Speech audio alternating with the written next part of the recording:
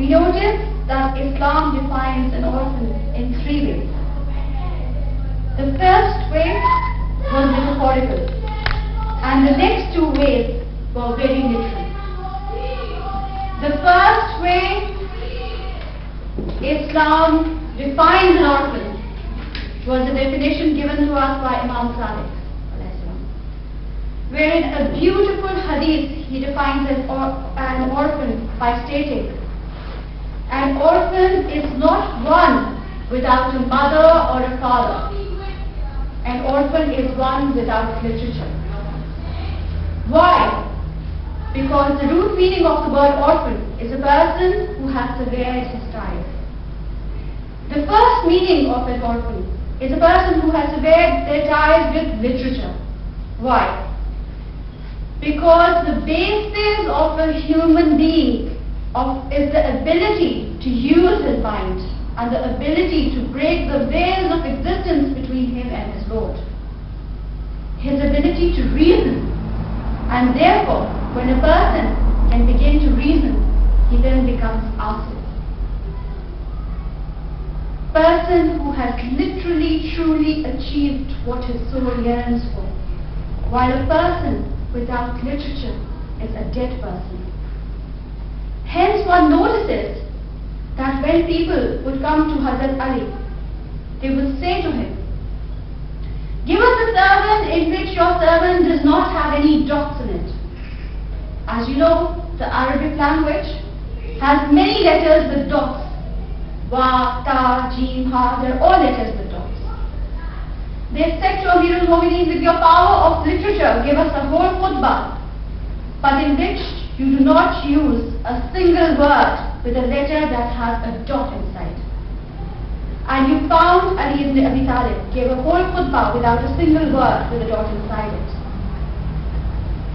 Then they came to him again and they said, give us a whole khutbah without the letter alif in any of the words. And you see in the Arabic language, virtually every word you can find has an alif in it. Amir gave a whole sermon where he didn't use a single letter without, he didn't use a single word with the letter alif in it. That's why Amir al-Mu'mineen built his followers on the idea that without literature, you are nothing. That is why we get disappointed when most of the people come to us and tell us our community needs talks on akhlaq. Most communities have good akhlaq, but the problem with most communities is that their knowledge is so shallow. Real knowledge is when you go into the depths of the books in order that they read the works of the philosophers and the mystics, the works of the historians. You will find in history great scholars of Islam. For example, the example of Abu Rehan, who was an anthropologist, sociologist, mathematician, astronomer, and the Sultan of the time said to him that I want to take you to India. And he said, why? Why do you want to take me to India? And he said, because there are treasures of knowledge in India. And so they both went to India, and there were treasures of knowledge in India, but they were all in Sanskrit. And Abu Rehan was a very old man. He did not say that, oh, I'm too old to learn the language. He took it upon himself to learn Sanskrit. And not only did he learn Sanskrit, he wrote books on the Indian sciences in Sanskrit. And his yearning for knowledge was so much that when he was dying on his deathbed, his neighbor came to visit him, who was an alim on jurisprudence. And he said, oh alim, can I ask you a question about fiqh? And the neighbor says, but you are dying. And Abu Rehan says, oh alim, is it better that I die or that I know and I die?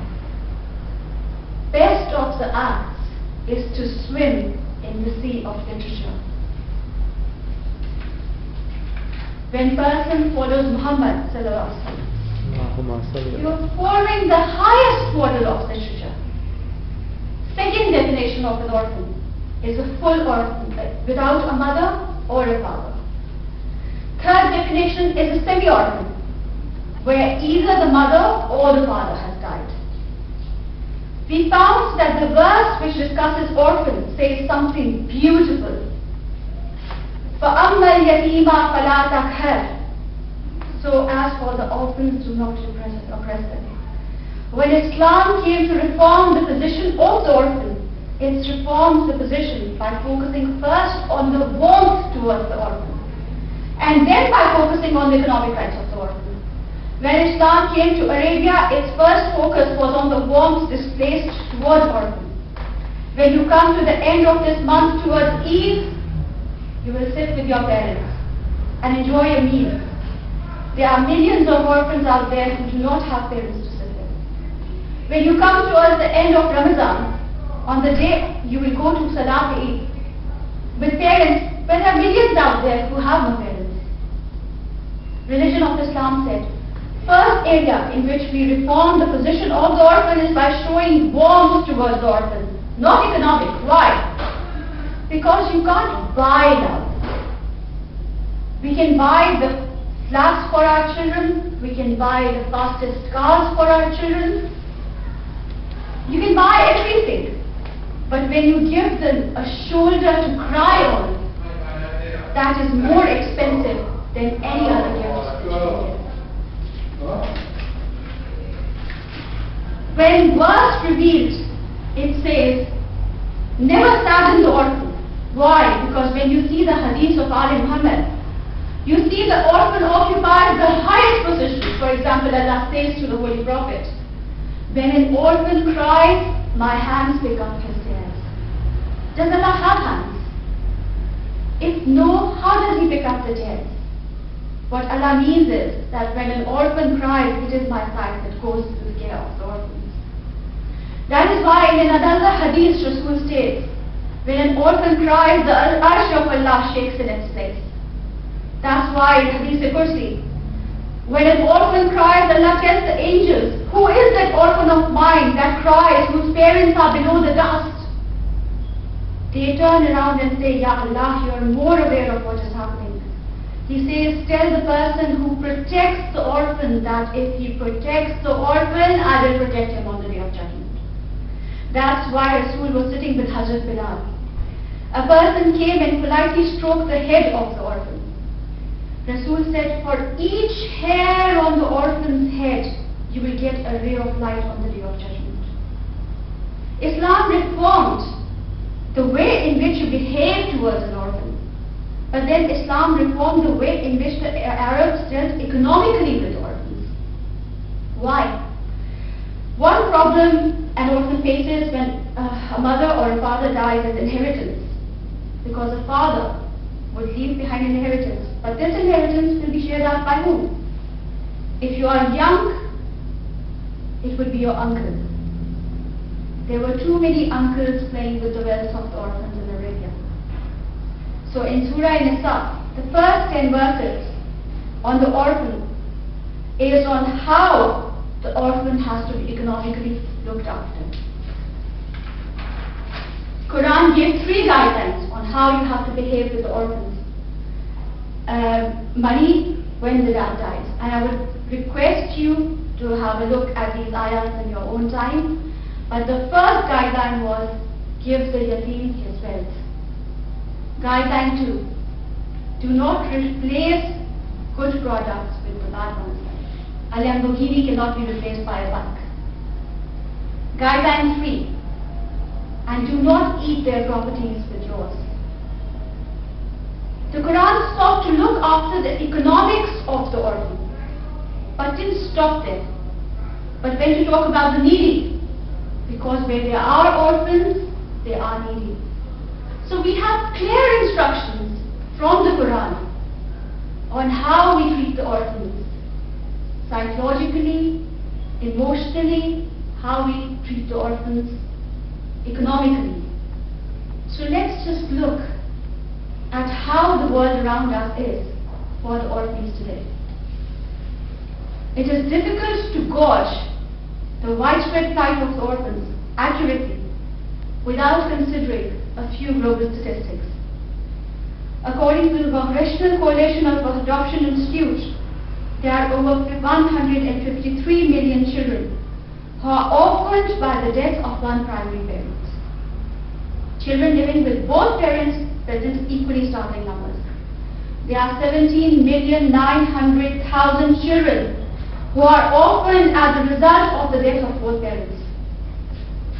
Each day, roughly 5,760 children are orphaned.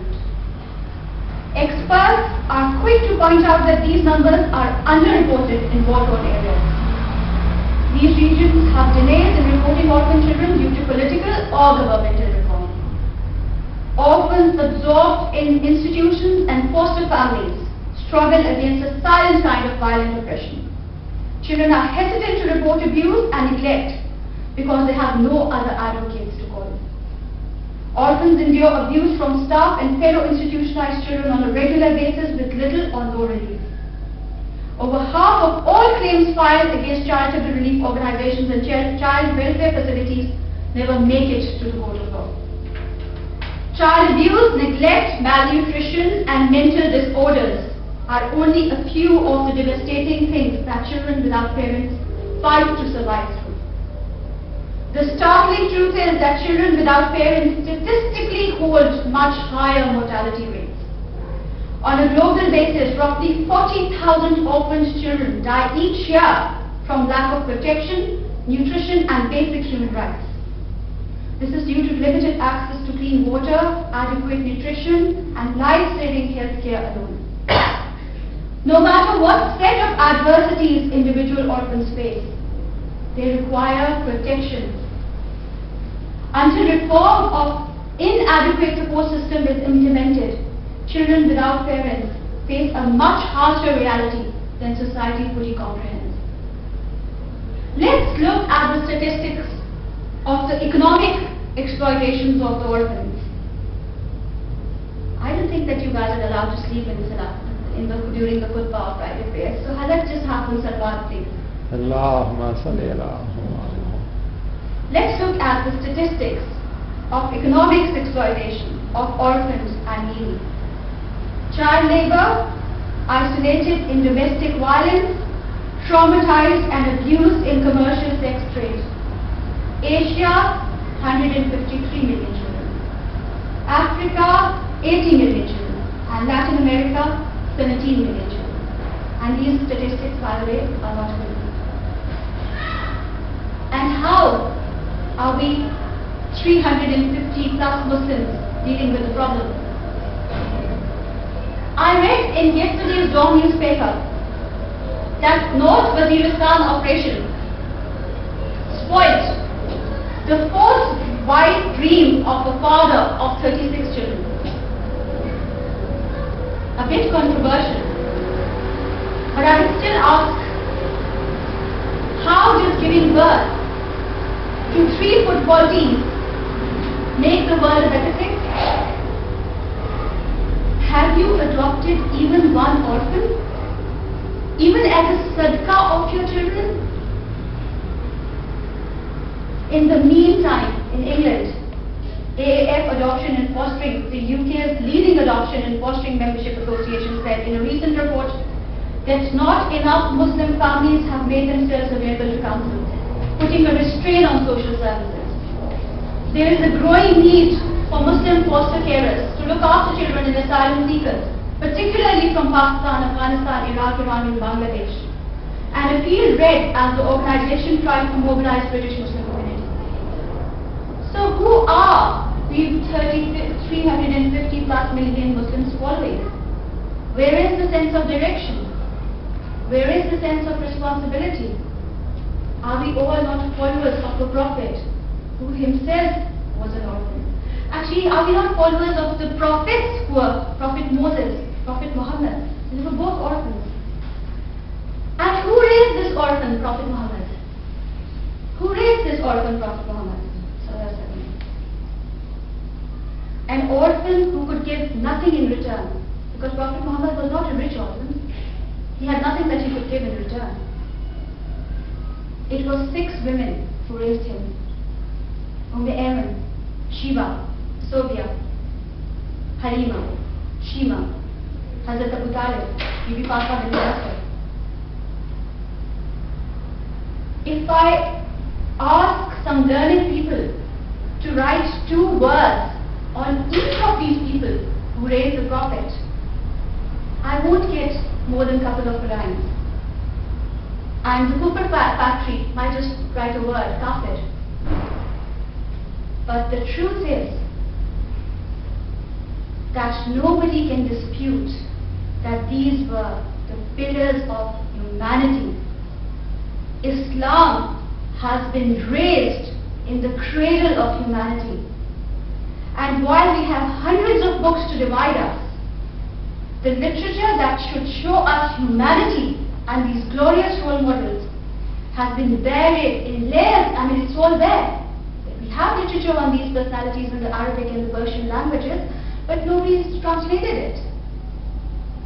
We have already discussed the Quran and the Hadith. And now let's see if we can find some hope in the role models. We are in the month of Ramadan. 2 important Islamic personalities departed from the world in this month.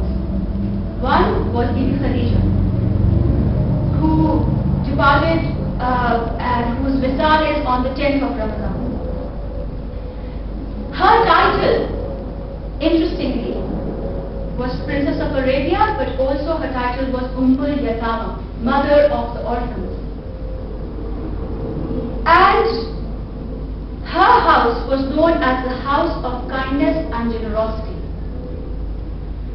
She was not only looking after the orphans who had no parents, but she was also looking after the orphans who had parents. Because there was a trend in those days in Arabia that when a girl child was born, she would be buried alive. So the mothers had a choice that they would either give the girl child to the father who would bury her alive, or she would bring her to the house of Khadija, where the girl would be raised with dignity. And this is the time when, according to some people, Bibi Khadija had not physically accepted Islam. But again, religions teach us the way of life, the internal humanity.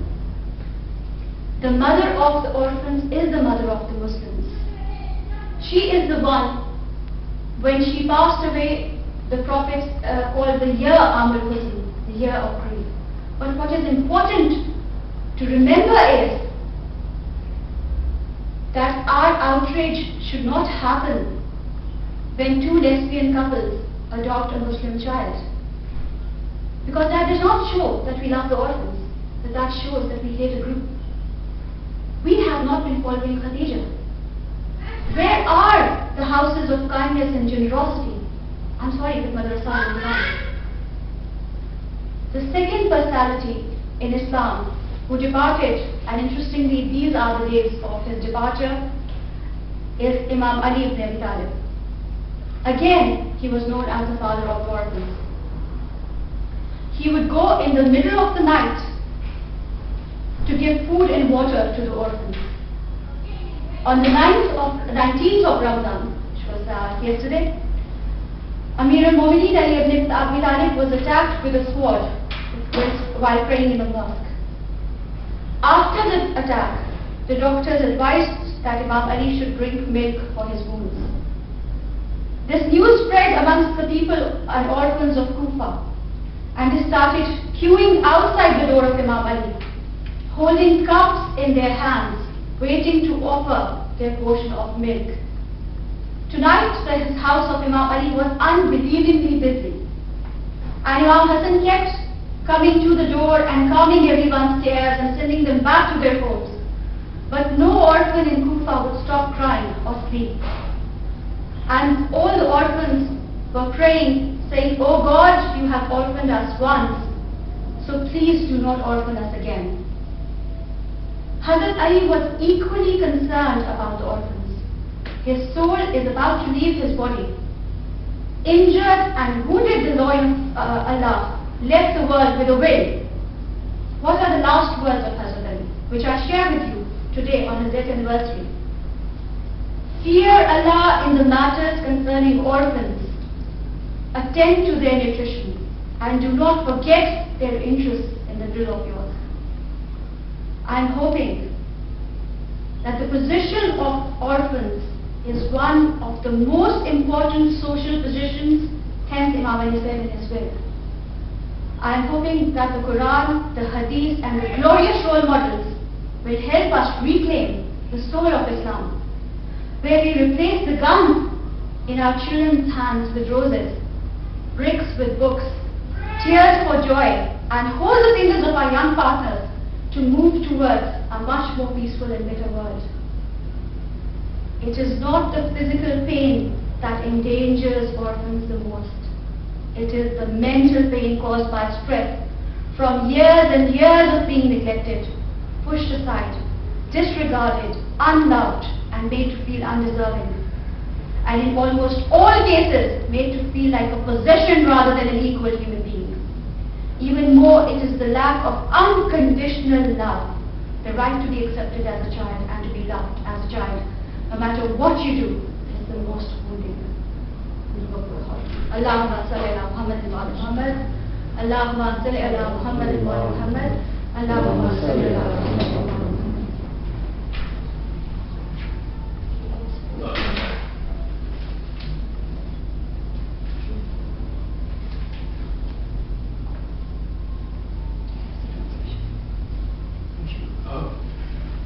Thank you very much, Rubab.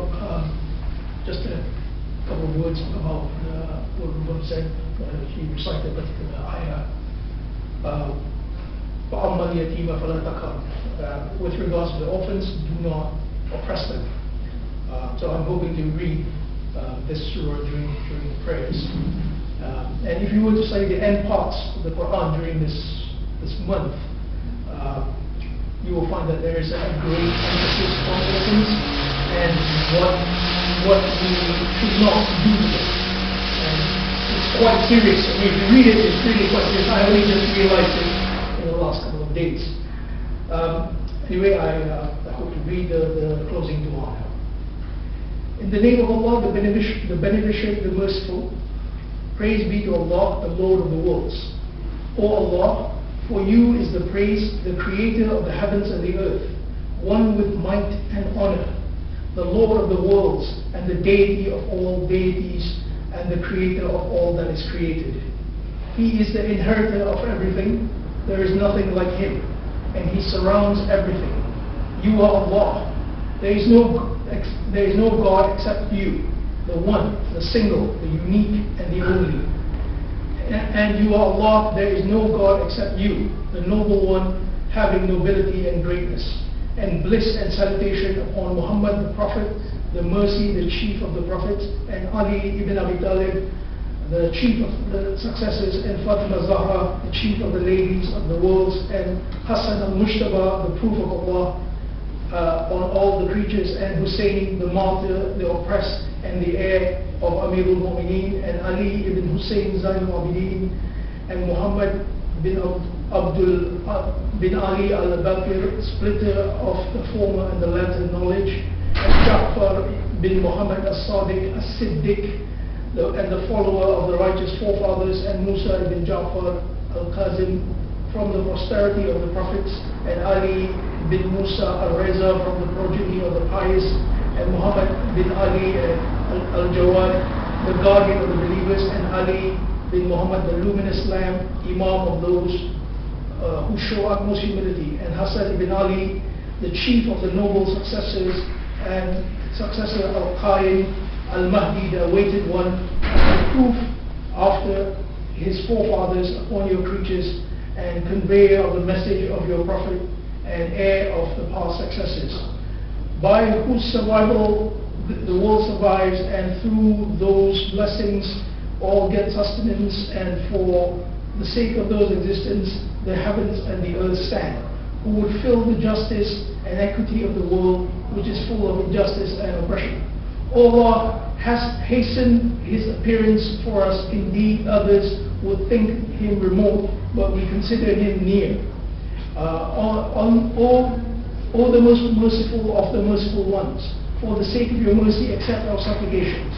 O Allah, open for us the doors of repentance, your mercy and a wide sustenance.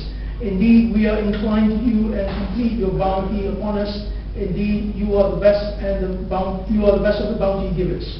O Allah, may our remaining life be dedicated to the duties of Friday's Hajj, Umrah, and the aims of our worship acts should be to your satisfaction alone. O Lord of the worlds, the bliss of Allah, the salutations be upon Hazrat Muhammad Mustafa and his pure and chaste family. Peace be upon Allah and on them.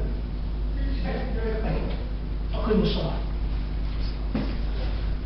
الله أكبر الله أكبر أشهد أن لا إله إلا الله أشهد أن لا إله إلا الله أشهد أن محمدا رسول الله أشهد أن محمدا رسول الله حي على الصلاة حي على الصلاة حي على الصلاة